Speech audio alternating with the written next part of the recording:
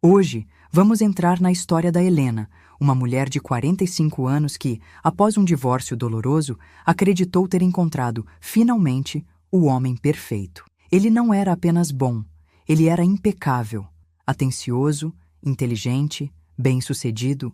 Ele parecia ser a resposta para todas as suas preces, a prova de que o amor verdadeiro e sem falhas existia. Ela se entregou a essa perfeição como um náufrago se agarra a uma ilha paradisíaca. Mas, com o tempo, pequenas fissuras começaram a aparecer na superfície polida dessa ilha. Comportamentos estranhos, comentários cortantes disfarçados de cuidado, um brilho nos olhos que ela não conseguia decifrar. E lentamente, a ilha paradisíaca começou a revelar sua face oculta, a de um vulcão prestes a entrar em erupção. Você já viveu isso? Já se apaixonou pela ideia de perfeição em alguém? Já ignorou os pequenos sinais de alerta, as bandeiras vermelhas, porque a imagem que você criou era bonita demais para ser desfeita? E se o homem que você acredita ser o seu príncipe encantado for, na verdade, um rei com um lado sombrio que você se recusa a ver? E se a sua necessidade de perfeição for o que te impede de enxergar a verdade? Aos 45 anos, Helena estava recomeçando. Seu divórcio, finalizado há 2 anos, havia sido o epicentro de um terremoto que abalou sua vida. Ela havia sido casada por 18 anos com um homem bom, mas que, segundo ela, era acomodado, sem ambição.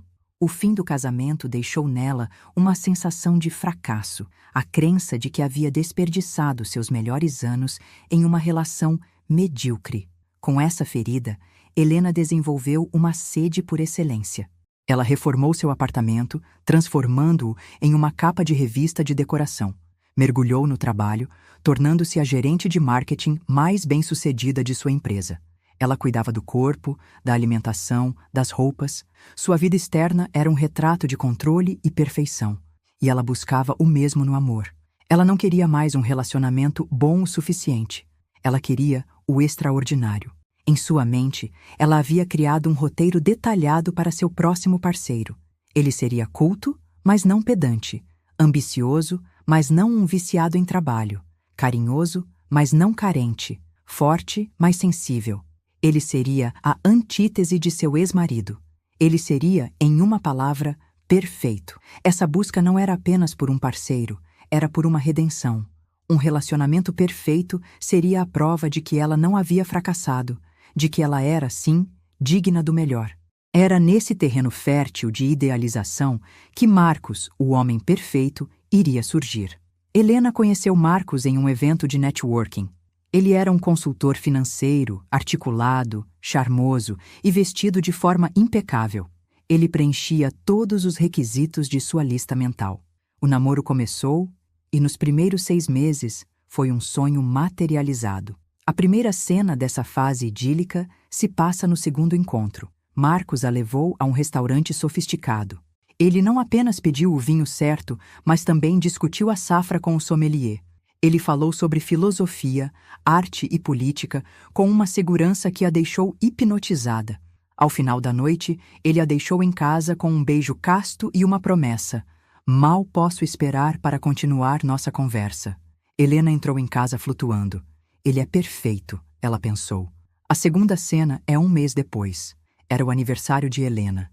Marcos organizou uma festa surpresa em seu próprio apartamento. Ele convidou os amigos mais próximos dela, cozinhou um jantar de 3 pratos e lhe deu de presente uma primeira edição rara de seu livro favorito, algo que ela havia mencionado de passagem semanas antes. Os amigos de Helena ficaram encantados. "Helena, você tirou a sorte grande. Ele é um príncipe", diziam. E Helena se sentia assim, a protagonista de um conto de fadas moderno. A terceira cena mostra o cuidado dele. Helena pegou uma gripe forte. Marcos desmarcou seus compromissos, foi para a casa dela, fez canja, comprou os remédios, ficou ao seu lado lendo poesia em voz alta até ela dormir. Ele era o epítome do cuidado e da devoção. Em todos os aspectos, Marcos era a personificação do homem ideal. Ele era tão perfeito que parecia irreal. E talvez, no fundo, fosse exatamente isso. A perfeição, no entanto, tem um preço. E as primeiras cobranças começaram a chegar de forma sutil, quase imperceptível. A dor começou com pequenas críticas, sempre disfarçadas de conselhos para o seu bem. Meu amor, essa blusa não valoriza seu corpo. Por que não tenta algo mais elegante? Ele dizia com um sorriso. Você é tão inteligente, não deveria perder seu tempo com essas amigas superficiais. Ele comentava após um encontro com as amigas de longa data de Helena. A princípio, Helena aceitava os conselhos, acreditando que ele, com seu gosto refinado, só queria o melhor para ela. Mas, lentamente, ela começou a se sentir inadequada, como se precisasse sempre ser melhorada para estar à altura dele. Depois, veio o controle, mascarado de preocupação. Ele queria saber seus horários, com quem ela falava, o que ela fazia. Se ela demorava a responder uma mensagem, ele ligava, com a voz carregada de uma ansiedade que ele chamava de saudade. Eu só me preocupo com você, meu bem, ele dizia. Helena, que ansiava por ser cuidada, confundia controle com devoção.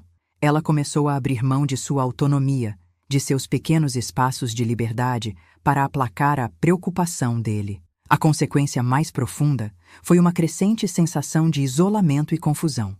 Ela se sentia como se estivesse andando em uma sala cheia de cascas de ovos, com medo de fazer ou dizer algo que pudesse quebrar a harmonia perfeita. As conversas com ele, antes estimulantes, se tornaram tensas. Ela se pegava medindo as palavras, com medo de uma crítica sutil ou de um olhar de desaprovação. A mulher forte e independente estava se tornando uma versão ansiosa e hesitante de si mesma. Ela estava feliz, dizia para si mesma. Mas em momentos de honestidade, quando estava sozinha, ela sentia um nó no estômago, uma sensação de que algo estava terrivelmente errado, uma dissonância que ela não conseguia nomear. A dinâmica vivida por Helena ilustra perfeitamente dois conceitos junguianos fundamentais, a persona e a sombra. A persona, palavra que vem do latim para máscara, é a face que apresentamos ao mundo. É o nosso eu social, a versão de nós mesmos que adaptamos para sermos aceitos, amados e bem-sucedidos. Todos nós temos uma persona. Marcos, com sua imagem de homem perfeito, culto e atencioso, tinha uma persona extremamente bem construída e polida. A sombra, como vimos na história de Ana, é tudo aquilo que reprimimos para construir essa persona. São os nossos traços inaceitáveis. Nossa inveja, nossa raiva, nossa insegurança, nosso egoísmo, nosso desejo de controle. O que acontece no início de muitos relacionamentos, especialmente naqueles marcados pela idealização, é que nos apaixonamos perdidamente pela persona do outro. Helena não se apaixonou por Marcos, o homem. Ela se apaixonou pela máscara de perfeição que ele usava. Uma máscara que, convenientemente, se encaixava perfeitamente no roteiro que ela havia escrito para o seu príncipe encantado. O problema é que ninguém consegue sustentar uma máscara para sempre. A sombra, que vive no porão da psique, sempre encontra uma forma de se manifestar. As críticas sutis de Marcos, seu ciúme controlador, eram pequenas frestas na máscara, vazamentos de sua sombra, de sua insegurança e de sua necessidade de domínio. Helena, cega pela sua própria necessidade de perfeição, se recusava a ver essas frestas. Ela as pintava por cima, as justificava, mantendo a fachada da ilha paradisíaca intacta, ignorando os tremores que anunciavam o vulcão. O vulcão entrou em erupção em uma noite de sábado. Helena e Marcos estavam em uma festa na casa de um dos sócios de Marcos. Helena, que adorava dançar, estava na pista de dança com um grupo de pessoas, incluindo um antigo colega de faculdade que ela não via há anos. A conversa era animada, inocente. Marcos, que estava do outro lado do salão, observava com um olhar que Helena nunca tinha visto. Não era ciúme, era algo mais frio, possessivo. Quando a música acabou e Helena voltou para perto dele, sorrindo, ele não sorriu de volta. Vamos embora, ele disse com a voz baixa e dura. No carro, o silêncio era pesado, ameaçador. Helena tentou quebrar o gelo. A festa estava ótima, não? Foi tão bom rever o Paulo. Marcos freou o carro bruscamente. Paulo? Ele disse, virando-se para ela, e pela primeira vez a máscara caiu completamente. O rosto dele estava contorcido em uma expressão de desprezo. Você se oferecendo para aquele idiota na frente de todo mundo? Você não tem um pingo de vergonha? Acha que eu não vi o jeito que você ria, o jeito que você se insinuava? Você me envergonhou. As palavras a atingiram como um soco. Insinuando? Marcos, ele é um amigo de faculdade. Eu não o via há 20 anos. Estávamos apenas conversando. Conversando? Ele riu. Um som seco e cruel. Eu sei o seu tipo. Parece uma santa, mas no fundo é igual a todas as outras. Você tem sorte de ter alguém como eu para te colocar na linha. Naquele instante, o homem perfeito se desfez. O que restou foi um estranho, um homem amargo, inseguro e cruel. A dissonância que Helena sentia há meses explodiu em uma clareza terrível e ofuscante. O príncipe não era real. Ela havia se apaixonado por um fantasma. E o homem sentado ao seu lado, com o rosto deformado pela raiva, era a sombra que esse fantasma projetava. A experiência de Helena vai além de simplesmente se apaixonar pela persona do outro. Ela revela como a nossa própria sombra e as nossas próprias necessidades nos tornam cúmplices na criação dessas ilusões. Helena não era uma vítima passiva. Sua necessidade desesperada por um relacionamento perfeito para curar a ferida de seu casamento fracassado a tornou cega. Ela precisava que Marcos fosse perfeito. Qualquer evidência em contrário era uma ameaça não apenas a ele, mas à sua própria história de redenção. Em termos junguianos, ela projetou nele seu ânimos idealizado. Ela não queria um homem real, com falhas e complexidades. Ela queria a encarnação de um ideal de perfeição masculina que existia em sua própria mente. A sombra de Marcos, seu ciúme, sua insegurança, sua necessidade de controle, era tão intensa porque sua persona era igualmente extrema em sua perfeição. Lembre-se da lei dos opostos. Quanto mais luz na fachada, mais escuridão nos porões. A necessidade dele de parecer perfeito e no controle provavelmente vinha de um medo profundo de ser inadequado e de perder o controle. O que é fascinante é como as sombras dos parceiros muitas vezes conversam e se ativam mutuamente. A necessidade de Helena de ser cuidada e guiada, sua própria sombra de insegurança, alimentava a necessidade de Marcos de controlar. E a necessidade de controle dele, a princípio, parecia o cuidado que ela tanto desejava. Era uma dança disfuncional, onde as máscaras sorriam uma para a outra, enquanto as sombras se entrelaçavam em um abraço tóxico por baixo do palco. A cura para Helena não era apenas reconhecer a sombra de Marcos, mas ter a coragem de olhar para a sua própria necessidade de idealização.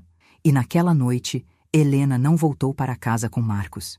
Ela pegou um táxi e foi para o apartamento de uma amiga, a mesma que Marcos havia chamado de superficial. Ela passou a noite em claro, revivendo não apenas a crueldade no carro, mas todos os pequenos momentos, as críticas, os conselhos, os olhares de desaprovação.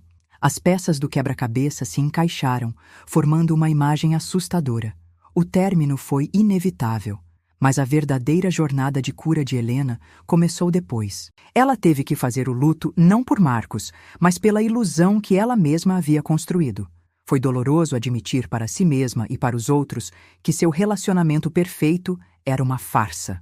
Ela voltou para a terapia, desta vez com uma nova questão. Não era mais sobre encontrar o homem certo, mas sobre entender por que eu preciso de um homem perfeito. Ela começou a explorar a vergonha que sentia em relação ao seu primeiro casamento, a sua autoexigência implacável. Seu caminho de integração foi aprender a abraçar a imperfeição, tanto em si mesma quanto nos outros. Ela se reconectou com as amigas imperfeitas que a amavam de verdade. Ela começou a se permitir ter dias improdutivos, a usar roupas que a faziam feliz, mesmo que não fossem elegantes. Ela estava aprendendo a gostar de si mesma em suas versões não editadas. Meses depois, ela reencontrou seu ex-marido em um evento de família. E pela primeira vez, ela não o viu como um símbolo de seu fracasso, mas como um homem bom, com qualidades e defeitos, com quem ela havia compartilhado uma parte de sua vida. Ela percebeu que a mediocridade que ela tanto desprezava nele era, na verdade, uma projeção de seu próprio medo de não ser extraordinária. Ao aceitar sua própria imperfeição, ela finalmente pôde ver os outros com mais compaixão e realismo. A história de Helena é um convite para olharmos para nossas próprias idealizações. Em nossos relacionamentos, o quanto do nosso amor é direcionado à pessoa real e o quanto é direcionado à imagem perfeita que criamos dela. Pense em seu parceiro ou em relacionamentos passados. Quais eram as bandeiras vermelhas que você escolheu ignorar? Quais comportamentos você justificou ou minimizou para manter a imagem de perfeição intacta? E mais profundamente, qual é a sua necessidade por trás dessa idealização? Você precisa que seu parceiro seja bem-sucedido para se sentir segura? Precisa que ele seja romântico para se sentir amada? Precisa que ele seja perfeito para validar suas próprias escolhas? A verdade é que todos nós temos uma sombra, e o amor maduro não é sobre encontrar alguém sem uma, o que é impossível. É sobre ter a coragem de conhecer a nossa própria sombra e a do outro, e ainda assim escolher ficar, não por necessidade ou por ilusão, mas por uma aceitação consciente da pessoa inteira que está à nossa frente. A jornada de Helena nos ensina que a maior armadilha no amor não é o outro, mas a nossa própria recusa em ver a realidade. A busca pela perfeição nos condena à desilusão. É uma busca solitária que nos impede de experimentar a verdadeira intimidade, que só pode florescer na aceitação da imperfeição. A verdadeira força não está em encontrar um parceiro perfeito, mas em desenvolver a capacidade de amar o que é real. É trocar a fantasia frágil do conto de fadas pela beleza resiliente e complexa do amor humano. Se esta história tocou em alguma idealização sua, eu te convido a refletir sobre isso nos comentários. Qual máscara você ou seu parceiro usam e qual verdade você tem medo de confrontar? Vamos usar este espaço para praticar a honestidade e a coragem de ver as coisas como elas são. Obrigada por sua presença e por sua busca pela verdade. Cuide-se bem, por inteiro.